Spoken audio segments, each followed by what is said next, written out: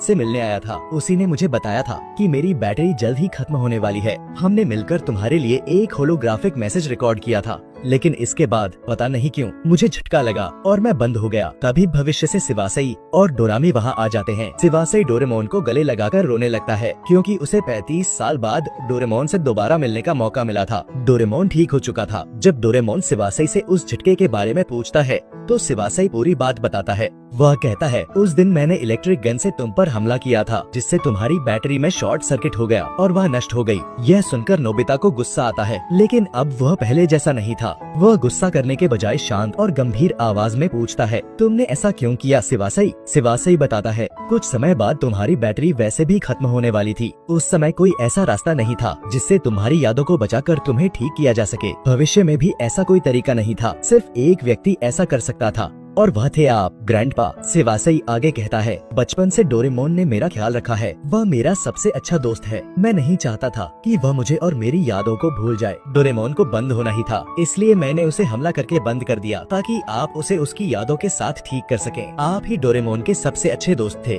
और आप ही एकमात्र व्यक्ति थे जो उसे ठीक कर सकते थे। भविष्य में हमने देखा था कि आज की तारीख में 35 साल बाद आपने यह आविष्कार पूरा कर लिया था, इसलिए मैं और डोरामी इस दिन का इंतजार कर रहे थे। यह सुनकर नोबिता को यकीन नहीं होता कि वह वही व्यक्ति है जिसने अपनी दोस्ती के लिए इतना बड़ा आविष्कार किया। अब सब कुछ ठीक हो जाता है। नोबिता ने 35 साल पहले जो वादा किया था उसे पूरा कर लिया। डोरेमोन की दोस्ती और प्यार की वजह से जो नोबिता क्लास में हमेशा 0 लाता था, वह अब एक जीनियस बन चुका था। न सिर्फ जीनियस बल्कि एक समझदार इंसान भी। अगर नोबिता के माता पिता होते तो वे उस पर बहुत गर्व करते। रात को आकाश में तारे देखते हुए डोरेमोन नोबिता से पूछता है, क्या तुम अतीत में जाकर फिर से बचपन जीना चाहोगे नोबिता? नोबिता कुछ देर चुप रहता है, फिर बोलता है, डोरेमोन, मेरा बचपन बहुत खूबसूरत था, लेकिन अब उसकी जरूरत नहीं। मैं जहाँ हूँ वहाँ खुश हूँ। मैं अपने जीवन से इसलिए भी खुश हूँ क्योंकि मैं जो बनना चाहता था वह बन चुका हूँ। मैंने अपने जीवन का मकसद पूरा कर लिया, तो मेरे पास वापस आ गए।